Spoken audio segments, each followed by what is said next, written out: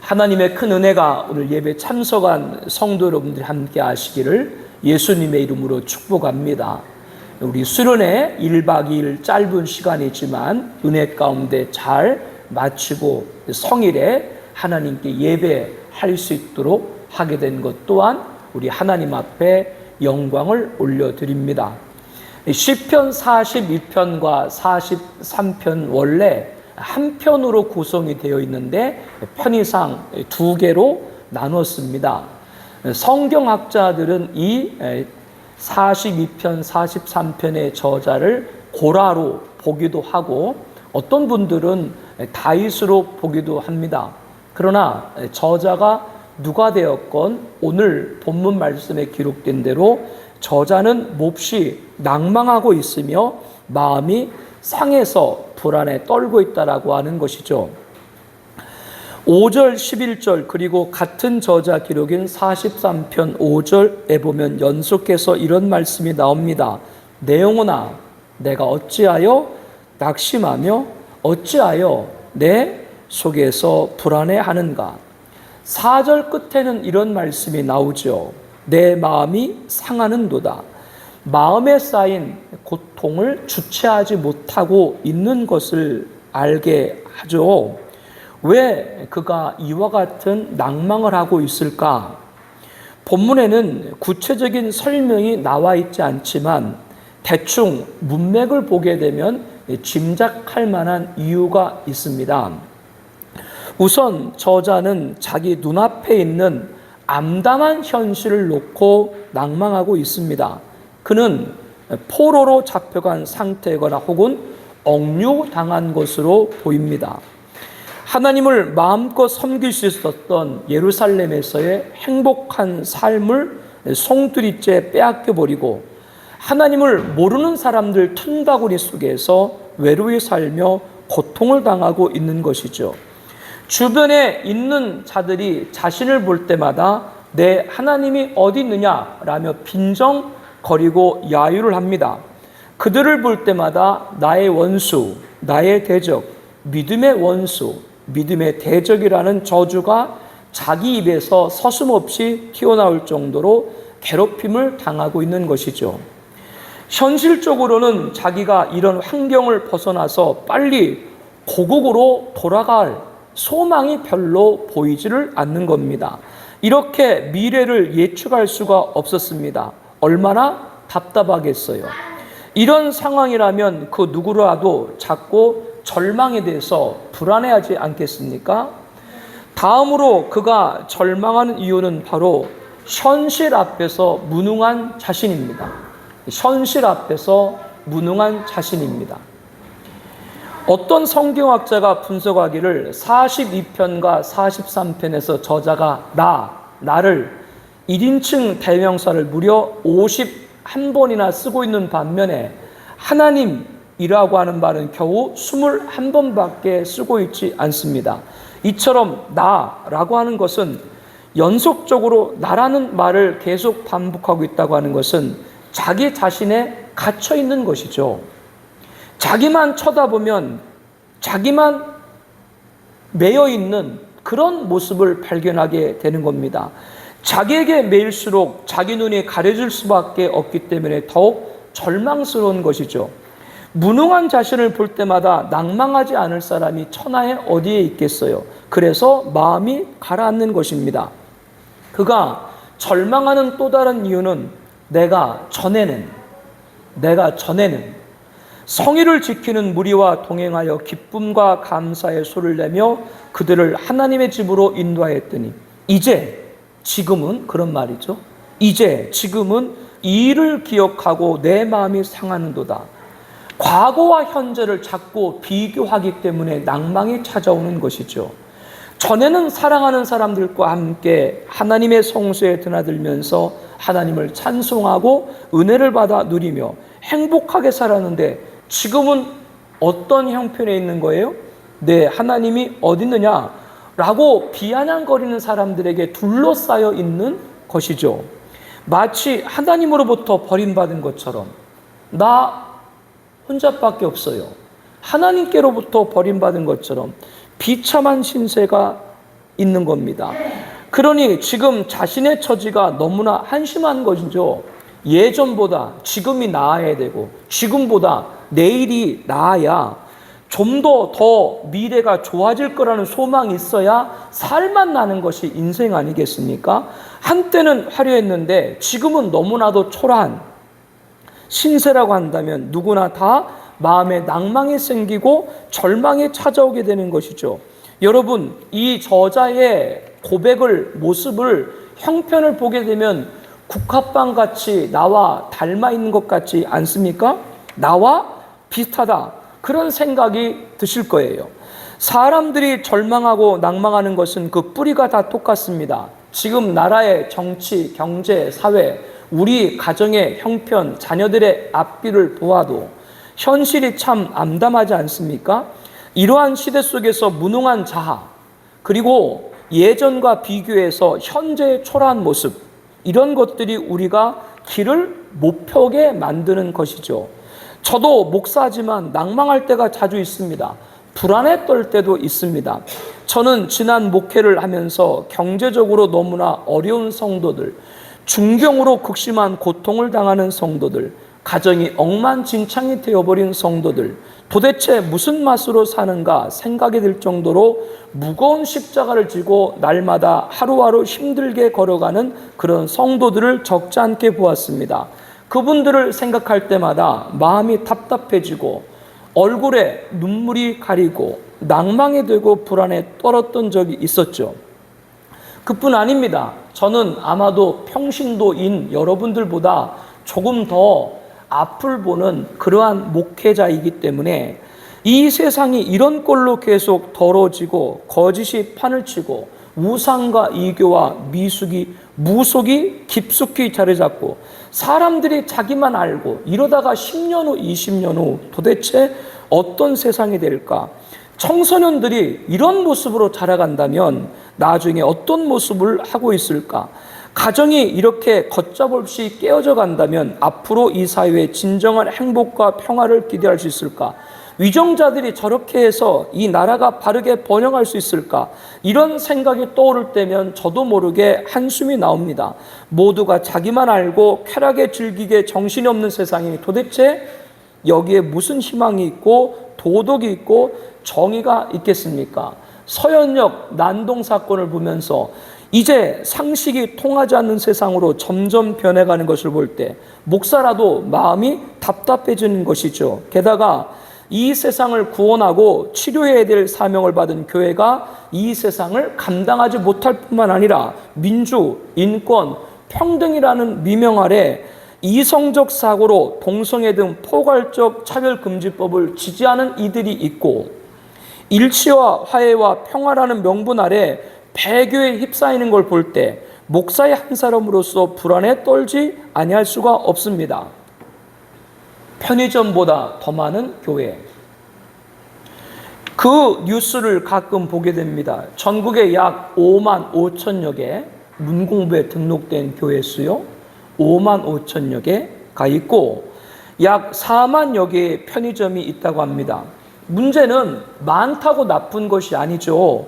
좋은 것이 많으면 더 좋은 것이죠. 그러나 편의점보다 더 많은 교회라고 말하는 이들은 오늘 본문에 누구와 같아요? 내 하나님이 어디 있느냐? 빈정거림 같이 교회를 불필요한 곳으로 보기에 그런 말을 하지 않나 생각합니다. 저는 지나가다가 상가 한층 혹은 절반을 임대해 있는 교회를 보면 가슴이 저려옵니다. 그 작은 공간에 목사님과 성도님들이 얼마나 많은 눈물이 있었는가를 알기 때문이죠. 어떤 교회 목회자는 적은 수의 성도지만 어쩌면 그 적은 수 몇 분 안 되는 그 성도님들의 믿음을 위해서 자신의 젊음과 시간과 물질을 다 드리는 그런 분들인지도 모르죠. 세상이 볼 때 아무런 순기능이 없는 것 같이 보일지 모르지만 그 몇 사람의 영혼을 위해서 일생을 헌신하는 목사님과 사모님을 볼 때 교회 숫자로 비교해서 의미 없다라고 할 수 있을까? 국내 영업 중인 담배 가게가 총 15만 1300곳입니다. 담배가게 많다고 뭐라고 하는 사람 있나요? 국세청에 등록된 10년 전 유흥업소가 24,292개입니다. 교회보다 적죠. 절반도 안 되니까. 그런데 여러분들이 알아야 될 것이 있습니다. 우리나라 지하 경제 규모가 GDP 대비 27%입니다. 그 중에 40에서 50%는 유흥업에서 발생합니다. 2022년도 우리나라 GDP는 2,150조 6천억 원입니다. 지하 경제 규모를 20%만 잡아도 연간 450조가 되는데요. 그렇다면 유흥업에 사용되는 돈이 최대 215조가 되는 것이죠. 유흥업에서 어떤 일을 하고 있는지 우리들은 대략 알고 있습니다. 거기에 1년에 215조가 사용된다. 감추고 싶은 대한민국의 자아상이 아닐 수 없습니다. 그런데 교회 숫자가 많다고 비판할 수 있는가요? 그럼에도 위기의식을 갖습니다. 교회가 힘을 잃어가면 앞으로 30년 후에는 한국교회는 설 자리가 없을지도 모르겠어요. 이러한 현실을 보면서 교회 지도자의 한 사람으로 낭망할 수밖에 없습니다. 그래서 어떤 때는 이런저런 생각에 얼굴이 어두워지고 굳어질 때가 있습니다. 제가 웃는 것도 좋아하고 또 인상도 편한 것도 좋아했는데 신학생 때 제가 섬겼던 교회 사모님이 이전 목사는 웃지 말래요. 왜 웃으면 안 되고 그랬더니 이전 선생, 그때는 선생이죠. 이전 선생 웃으면 눈웃음을 져가지고 자기를 좋아하는 줄 알고 오해하니까 웃지를 말래. 그래서 내 인상이 이렇게 됐어요. 그리고 목회하면서 방금 말한 현실적인 그런 사회의 나라의 모습들을 볼 때 얼굴이 굳어질 때가 많이 있죠. 우리는 모두가 고민합니다. 목사가 낭만하고 불안한다고 이상해 보이는가요? 낭망하는 사람은 믿음이 없는 사람인가요? 진정한 믿음에는 낭망하는 것이 없는 건가요? 불안은 전혀 발붙이지 못하는 것일까요? 성경을 보세요. 위대한 하나님의 사람 치고 낭망을 경험하지 아니하는 사람이 어디 있습니까? 아브라함, 야곱, 다윗, 엘리야, 베드로, 그리고 바울도 내가 약하고 두려워하고 심히 떨었다 이렇게 말합니다. 이와 같이 믿음의 선조 가운데 불안으로 떨지 아니한 사람이 누가 있는가라고 하는 것이죠. 믿음이 있어도 떱니다. 하나님을 진정으로 섬기는 위대한 사람들도 불안해서 잠을 자지 못할 때가 있어요. 심지어 예수님께서도 내 마음이 매우 고민하여 죽게 되었으니 겟세마네 동산에서 말씀을 하셨지 않습니까? 사람은 누구나 다 낭망합니다. 죽음에 이르는 병을 쓴 키에르케고리 말한 것처럼 불안은 인간의 조건이라고 할 수 있습니다. 우리가 사람이기 때문에 낭망하는 것이죠. 만약 낭망을 전혀 하지 않는다면 인간이 아닌 다른 존재일 겁니다. 믿음을 가진 하나님의 자녀도 낭망하고 불안합니다. 그러나 다른 점이 있습니다. 그것이 무엇일까요? 예수 믿지 않는 사람은 낭망하면 그 속에서 그냥 주저앉아 버리지만 그리스도인은 낭망 때문에 하나님을 찾게 된다고 하는 겁니다. 아멘. 낭망 때문에 하나님을 더 집요하게 부르게 된다라고 하는 것이죠. 마음이 불안하면 불안할수록 하나님 아버지를 향해 달려간다라고 하는 겁니다. 이것이 다른 점입니다. 어메이징 그레이스, 나 같은 죄인 살리신 놀라운 은혜 작사 가인 존 뉴턴이 이런 말을 했습니다. 믿음의 사전에는 낭망이라는 것이 없습니다. 사람의 눈에는 낭망할 만이 있어도 예수 믿는 사람에게는 그것을 누구를 찾는 하나님을 찾게 만드는 도구가 되는 것이죠. 우리들에게 낭망, 우리들에게 불안, 우리들에게 염려가 있는데 그것이 하나님을 만나는 도구로 승화되길 축복합니다. 이게 그리스도인이죠. 미국의 사상가이자 시인이며 목사인 에머슨도 좋은 말을 했죠. 나에게 무슨 일이 일어나는가 그것이 중요한 것이 아니라 내 마음이 어떻게 반응하는가 라는 것이 중요하다. 낭망이 됩니까? 그러면 우리의 반응은 무엇이 됩니까? 하나님을 찾는 것이 되어야 되는 거죠. 이것이 중요합니다. 시편 저자도 마찬가지입니다. 너무나도 낭망하고 불안했기 때문에 오늘 5절과 11절에 보게 되면 이런 말을 반복하죠. 내 영혼아 내가 어찌하여 낙심하며 어찌하여 내 속에 불안하는가. 너는 하나님께 소망을 두라. 아멘.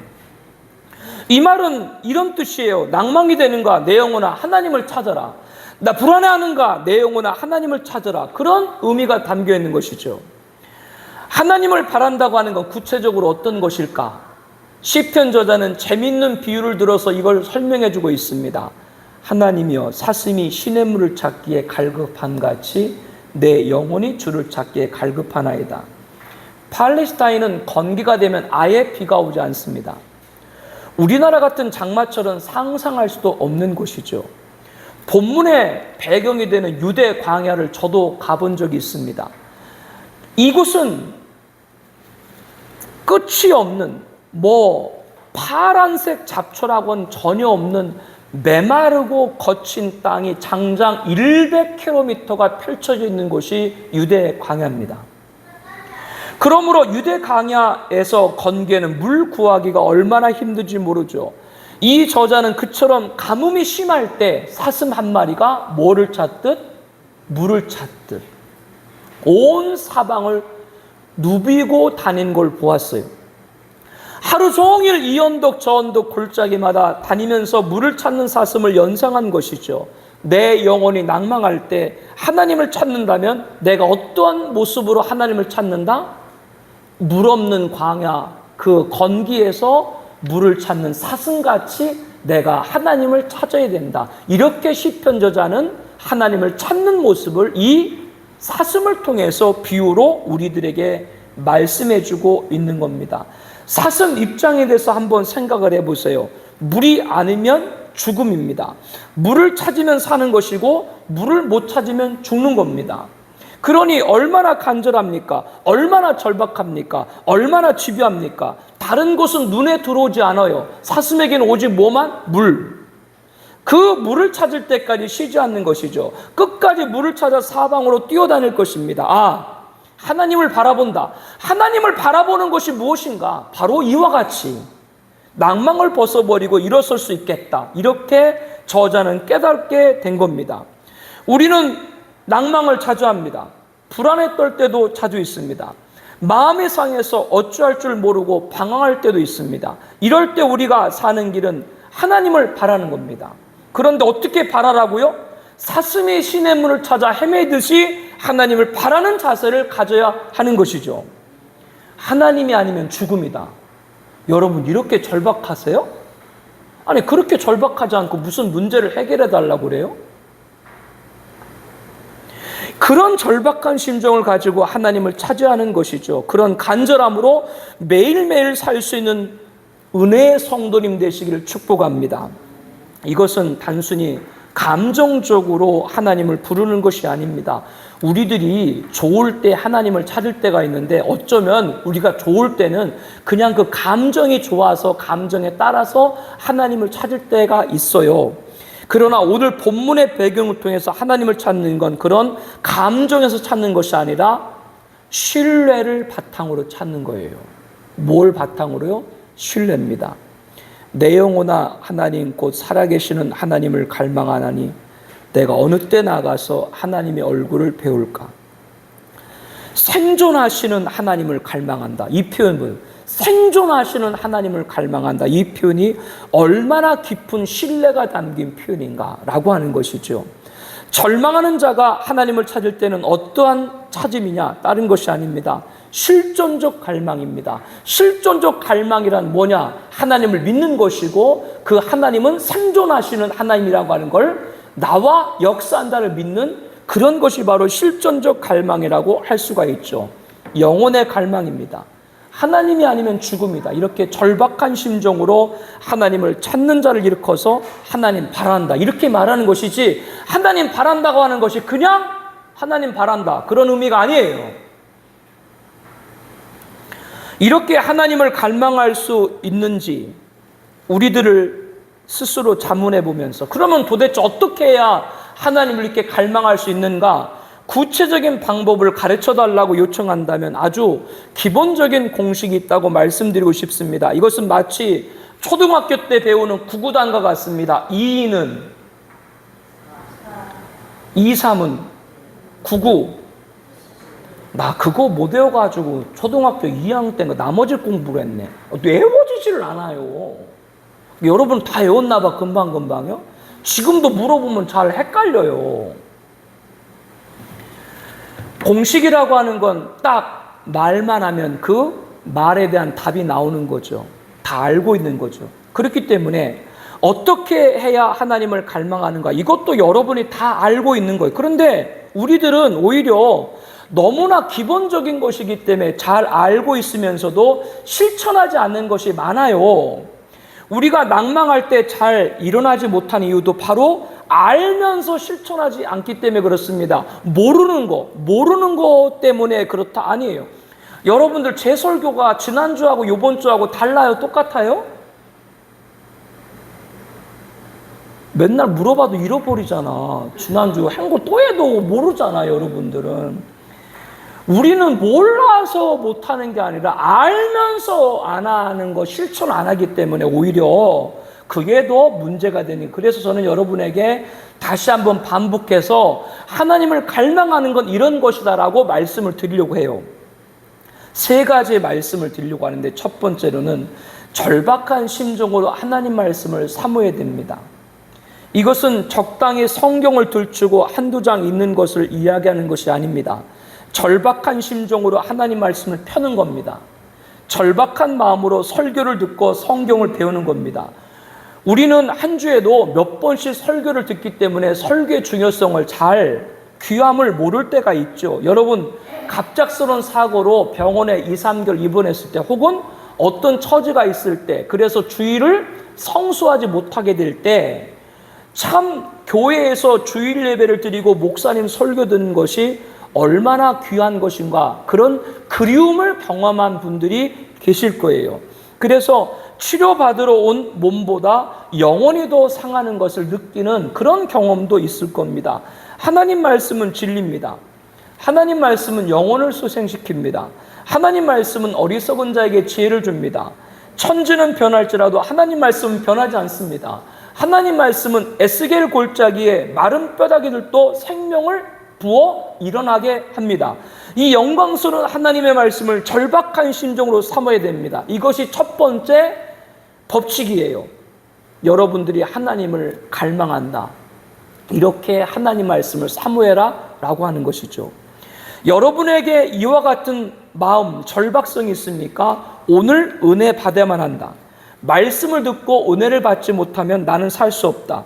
그래서 예배 시간에도 설교에 좀 더 귀를 기울이려고 하고, 자기도 모르게 앞쪽 자리로 나오려고 합니다. 주일에 누구에게서 전화 오기로 했는데 지금 예배 중에 전화하면 어떡하나? 예배 마치면 빨리 일 보러 가야 되지. 아니, 오늘같이 좀 수련회 끝나면 설교를 조금 짧게 해야 되는 게 목사가 좀 센스가 있는 거 아니야? 이런 생각들을 버려야 된다고요. 그래서 이것저것 신경 쓰느라 뒷자리에 앉아가지고 안절부절 못하고 분주하고 그런 모습들 버려야 된다는 것이죠. 여러분, 얼마나 바쁘고 힘들고 수고를 살면 주일 예배와 애찬 1시간 반도 온전히 드리지 못하는 삶을 우리가 살까 한번 생각을 해봐야 돼요. 그렇게 바쁜가? 여러분, 바쁜 것보다 더 먼저 해야 될 일이 있어요. 바쁜 일보다 더 먼저 해야 될 일이 뭔지 알아요? 중요한 일이에요. 그 중요한 일이 뭔지 알아요? 구원받는 거예요.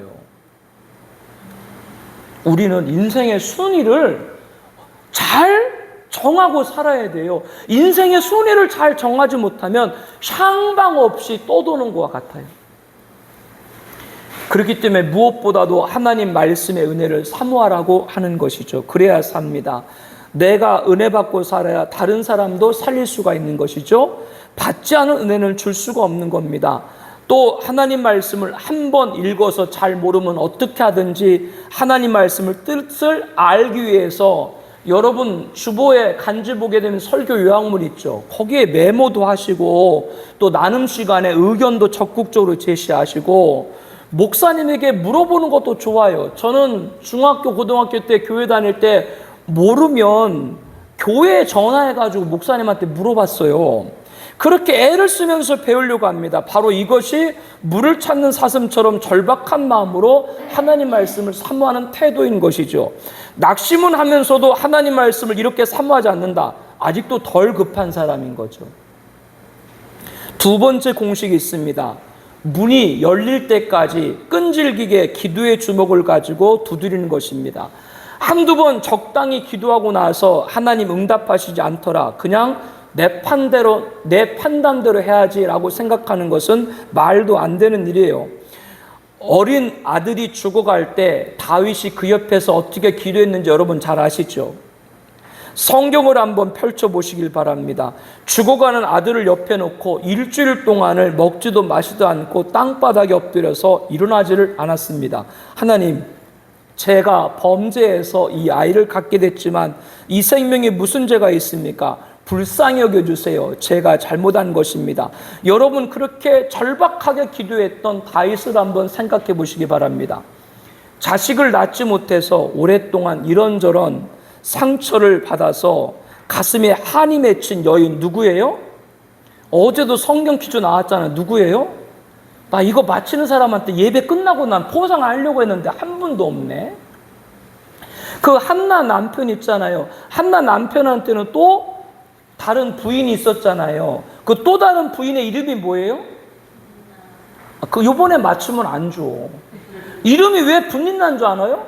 자꾸 한나로 하여금 분을 나게. 이거 이름이 분인 나잖아. 이 애기도 못 낳는 게 막 이러면서 그 분인 나가 한나를 발시하는 거죠. 한나가 얼마나 마음에 상처를 많이 받았어요. 그래서 1년에 한 번씩 여호와의 집에 올라가는 날 성소에 올라가서 얼마나 하나님께 간절히 기도하고 찾았든지 제사장 외에는 아무도 없는 그곳에서 몇 시간을 중얼거리고 기도했습니다. 이를 본 엘리 제사장이 핀잔을 줬죠. 뭐라고 핀잔을 줬어요? 너 왜 나 술에 취해가지고 그러냐? 그만큼 그가 간절히 기도했던 것이죠. 예수님께서 아버지여 만일 아버지 뜻이거든 이 잔을 내게서 옮기시옵소서. 그러나 내 원대로 마옵시고 아버지 원대로 되기를 원하이다 하면서 그분이 얼마나 간절히 기도했는지 우리가 잘 알고 있죠. 땀이 뭐와 같이? 핏방울 같이. 얼마나 그 예수님께서 부르짖고 애절하게 기도했는가라는 것을 보여줍니다. 하나님을 갈망한다는 것은 이런 기도를 한단 말입니다. 만일 이런 기도를 하고 있지 않다면 아직 덜 급한 거죠. 기다리는 자들에게, 구하는 영혼들에게 여호와는 선하시도다. 사람이 여호와의 구원을 바라고 잠잠히 기다림이 좋도다. 기다리는 자에게 기도는 인내예요. 간절히 부르짖나고 하는 거 한순간에 불이 끝난다는 것이 인내입니다. 자기 기분대로 금방 무슨 응답이 오리라고 생각하는 것은 기도가 아직 뭔지 잘 모르는 것이죠. 기도는 기다리는 겁니다. 조급함을 가지고 기도하면 안 됩니다.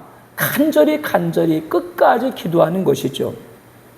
하나님을 갈망하는 세 번째 공식이 있습니다. 믿음의 공동체에 나 자신을 맡기는 겁니다. 뭐라고 말씀을 드렸어요? 믿음의 공동체에 나 자신을 맡기는 것이죠. 예수 믿는 사람들이 모인 것이 공동체입니다. 제가 이번 수련회 때도 그렇고 공동체를 굉장히 많이 강조를 하죠. 가장 중요한 공동체는 주일날 오늘처럼 원근 각지에서 성도들이 모여서 함께 예배드리는 모임입니다. 또 우리가 지금 예배드리게 모인 이 자리가 청하비전교회 뭐라고 말씀드렸어요? 우리 교회 영어로 교명이 뭐라고요? 청하비전, 그렇죠. 공동체 교회라 그 말이죠. 우리 청하비전교회가 주일 3부 예배 때 소그룹으로 하나님 말씀을 펴놓고 함께 둘러앉아서 또 우리 학생들도 학생 모임으로 함께 말씀을 나누는 그것 또한 소중한 공동체인 것이죠. 그 외에도 이런저런 이유로 곳곳에 흩어져 모이는 모든 성도들의 모임이 공동체입니다. 두세 사람이 내 이름으로 모이는 곳에는 나도 그들 중에 있느니라. 예수님이 함께 하시는 몇 사람 성도들 모임, 이것이 공동체예요. 그곳에 누가 거하세요? 주님이 함께 하시죠. 낙심이 됩니까? 그래서 하나님을 갈급하며 찾기를 원하십니까? 교회 공동체에 자기를 맡기세요. 왜냐하면요, 솔직히 볼 때 가슴이 무너지는 일을 만날 때 무슨 말로 기도할지도 막막해요. 우리 다 그런 충격 받아봤죠? 혼자서 그럴 때 기도가 나오질 않아요.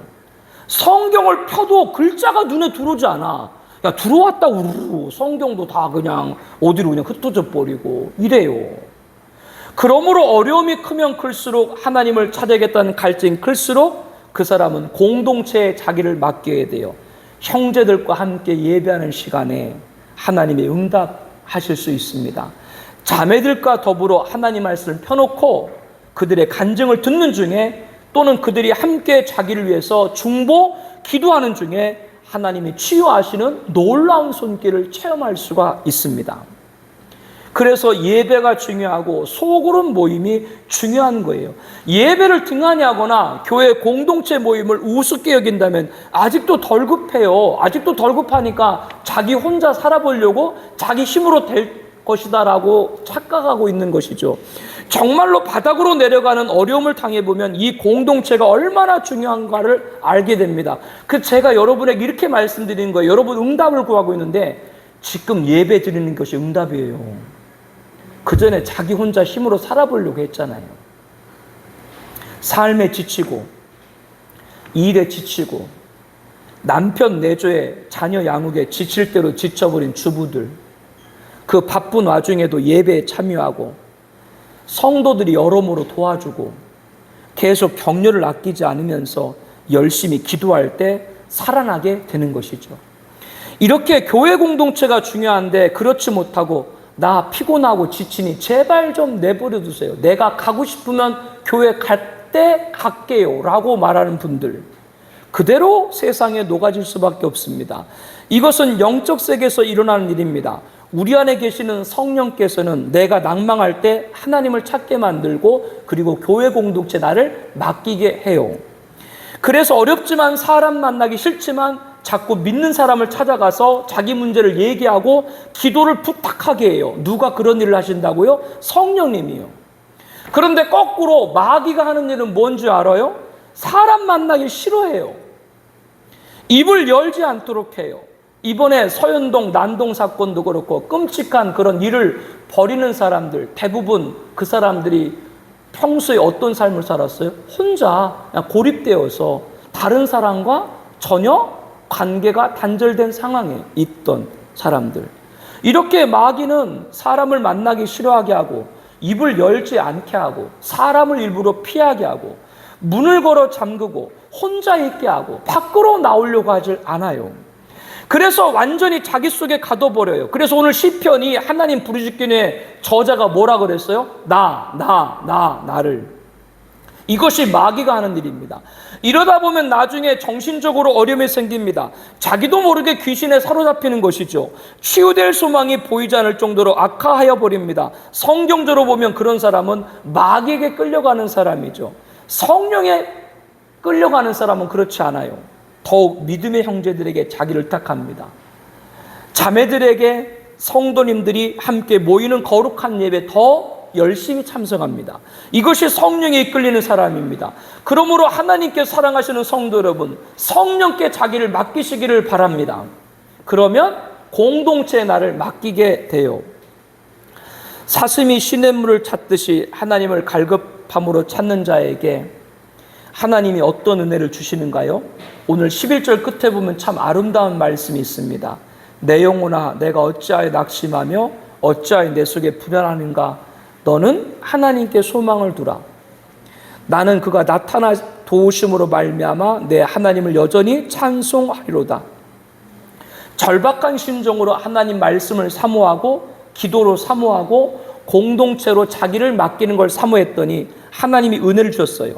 나는 그가 나타나 도우심으로 말미암아. 예전에 개역 한글에는 나는 내 얼굴을 도우시는 내 하나님을 오히려 찬송하리로다 이렇게 말씀합니다. 사람이 낭망이 되고 눈앞이 캄캄해지면 고개가 자꾸 숙여지죠. 자기도 모르게 해요.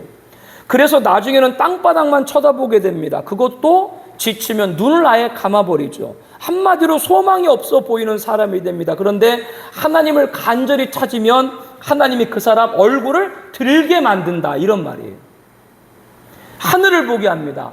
그래서 소망 있는 사람은 걸어가도 어디를 봐요? 하늘을 보죠. 저는 하늘을 자주 봅니다. 저 하늘에서 우리 주님께서 영광스러운 모습으로 백말 타고 오시겠지.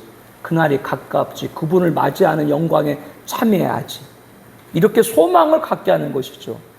오늘 본문의 저자가 그런 은혜를 받았습니다. 얼굴을 땅에서 어디로요? 하늘로 향하는 하나님의 도우심을 체험을 한 거죠.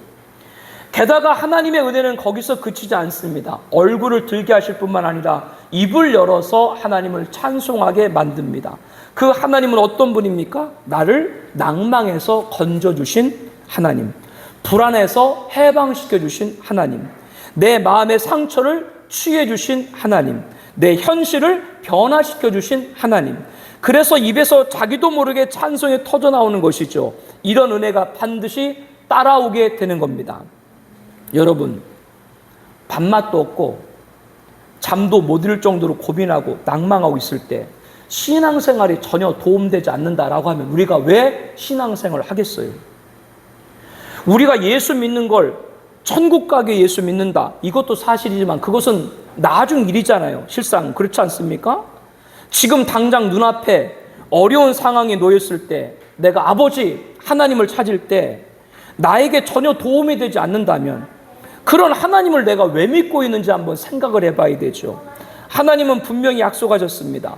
거짓말하지 아니하시는 하나님이 자기 이름을 걸고 약속했습니다. 뭐라고 약속하셨는가? 수고하고 짐진 자들아 다 내게 오라. 내가 너희를 편히 쉬게 하리라. 여러분, 이 말씀이 천국 가서 쉬는 것을 의미하는가요? 아니죠. 이 세상에서 예수님을 믿는 자에게 누구든지 우리에게 예수님의 안식과 평안을 주신다는 약속인 줄로 확신합니다. 낭망 중에 이런 평안을 누리지 못한다면 도대체 우리가 예수 믿는 의미가 어디가 있겠어요? 하나님은 또 약속하셨죠. 환난 날에 나를 부르라. 내가 너를 건지리니 내가 나를 영화롭게 하리라. 그렇다면 그와 같은 약속이 나의 삶을 통해서 현실로 나타날 줄로 믿습니다. 환난 날에 나를 부르라. 내가 너를 건지고 내가 나를 영화롭게 하리라. 낭망이 될 때 믿음이 아무 소용도 없더라. 예수를 아무리 불러도 소용없더라. 그렇게 생각하는 분이 있다면 자기를 깊이 성찰해 봐야 됩니다. 내가 과연 목마른 사슴이 시냇물을 찾듯 하나님을 찾았는가? 얼마나 말씀을 사모했는가? 어떻게 기도했는가? 어떻게 교회 공동체에 내 자신을 맡겼는가? 오늘 말씀이 세 가지만 기억을 하셔도 여러분 신앙에 승리할 수 있어요. 말씀을 절박하게 사모하고, 절박하게 기도하고, 공동체에 나를 맡기고, 이것만 여러분 잊어버리지 않아도 여러분 신앙생활은 승리할 수 있다라고, 승리할 수 있다라고 하는 것이죠. 아무 변화가 없는 거는, 눈에 보이고 손으로 만져지는 어떤 변화가 없는 것은 실상 우리가 그런 절박한 마음으로 나아가지 못하기 때문이 아닌지 모르겠습니다. 한 믿음의 가정에 있었던 일인데요. 아들하고 딸 둘이 있는데 아들이 곧잘 공부를 잘했어요. 그런데 고등학교 올라가면서부터 좀 이상해지는 거예요. 공부도 잘 하지 않으려고 하고, 손님이 와도 인사를 안 하고, 사람이 와도 학교에도 잘 가려고 하지 않고, 그러니까 이상한 행동에 처음에는 그냥 사춘기인가 그런가 보다 이렇게 생각을 했는데요. 부모님들이 믿음이 좋으신 분들이니까 하나님 앞에 간절히 매달려서 기도를 했죠. 간신히 이제 고등학교를 졸업하고 대학 입시를 위해서 서울로 올라왔는데 시험 보다가 도망가 버렸네. 그리고 그 다음부터는 더 악화가 되는 거예요. 날마다 할 일 없이 스마트폰만 보고 하루 종일 거기에 빠져 있고 방에 처박혀서 꼼짝달싹하지 않는 겁니다. 나이가 이제 점점 먹어서 30이 다 됐는데, 이제 어른이 됐는데 재구시를 못하고 폐인으로 점점점 변해 가는 것처럼 보이는 것이죠. 그런 절망적인 상황에서도 부모님은 새벽마다 하나님 앞에 간절히 엎드리고 밤마다 하나님께 부르셨습니다. 그렇게 10수년이 지났어요. 상황은 오히려 더 나빠졌습니다. 악화가 된 거죠. 그래도 부모님들은 절망하지 않냐고 하나님을 찾았습니다. 불평하지 않고 하나님께 매달렸습니다. 다른 데 마음을 품지 않고 하나님만을 갈망하는 거죠. 그런데 이 아이가 몇 년 전부터 서서히 변화하기 시작하는 거예요. 비록 막노동이긴 하지만 직장을 얻었고 중매로 결혼도 하게 된 것이죠. 좋지 않은 병력을 가졌는데도 불구하고 아주 믿음이 좋은 자매가 시집을 온 거예요. 왜 그 자매가 시집을 왔는지도 모르게 그런 자매를 만나서 결혼한 거죠. 결혼해서 3년 정도가 지나서 완전히 치유가 됐습니다. 지금 예전에 그랬다 생각하는 것이 거짓말같이 되어버렸어요. 얼마나 깨끗하게 치유받았고 정상적으로 살고 있는지 모릅니다. 게다가 믿음 생활도 잘하고 있죠. 그 가정에 보배 같은 며느리가 들어와서 날마다 웃음꽃이 피는 그런 가정이 된 것이죠. 생활은 넉넉하지 않아도요. 한창 이 아들이 어려움을 당할 때 부모가 10수년을 기도를 했거든요. 하나님을 찾고 매달리는 모습을 보면서 주변에 비소하는 사람들도 많이 있었습니다. 믿음이 좋아도 별 수 없구나. 기도한다고 야단 법석을 떨어도 집안이 적골이 되는구나. 그런데 그렇게 비소하던 사람들이 이제는 역시 기도하니까 다르구나. 기도하는 사람은 달라. 여러분, 이러한 일이 쉽게 된 것이 아니죠. 무려 15년 동안을 기다려서 응답을 받은 겁니다. 여러분, 이런 경우를 한번 생각해 보십시오. 울며 씨를 뿌리러 나가는 자는 반드시 기쁨으로 그 곡식단을 가지고 돌아오리라. 아멘. 내 영혼아, 내가 어찌하여 낙심하며 어찌하여 내 속에 불안해하는가? 너는 하나님께 소망을 두라. 그가 나타나심으로 도우심으로 말미암아 내 하나님께 여전히 찬송하리라. 이 말씀대로 사는 자 주시는 응답인 줄로 믿습니다. 우리 함께 통성으로 기도하겠습니다. 여러분, 기도 제목 있죠? 우리 함께 보시면서 우리 기도하도록 하겠습니다. 인생을 사는 것은 망망대해를 사는 한 척의 배와 같다고 비유합니다. 항해 중에도 순풍을 만나 힘들지 않고 편안히 갈 때도 있지만 거친 파도와 사나운 바람에 놓일 때도 있습니다. 그리고 이와 같이 어려운 형편 아니더라도 우리 모두에게는 삶의 절망을 느끼는 일들이 많이 있습니다. 남 모르는 불안을 안고 잠을 설칠 때도 자주 있습니다. 겉으로 웃지만 속으로 상처투성이가 되어서 고뇌하는 분들도 있을 겁니다. 오늘 본문이 그런 분들에게 답이 되어지고 일어서지는 승리가 되는 말씀이 되길 축복합니다. 내 영혼아 어찌하여 낭망하는가? 하나님을 바라라. 첫 번째, 목마른 사슴이 시냇물을 찾듯이 절박한 심정으로 하나님 말씀을 사모해야 됩니다. 오늘 말씀에 은혜 받아 산다. 이런 사모함으로 말씀을 받게 하여 주시옵소서 기도합니다. 거기 5가지 기도 제목이 있죠. 우리 함께 통성으로 기도하도록 하겠습니다.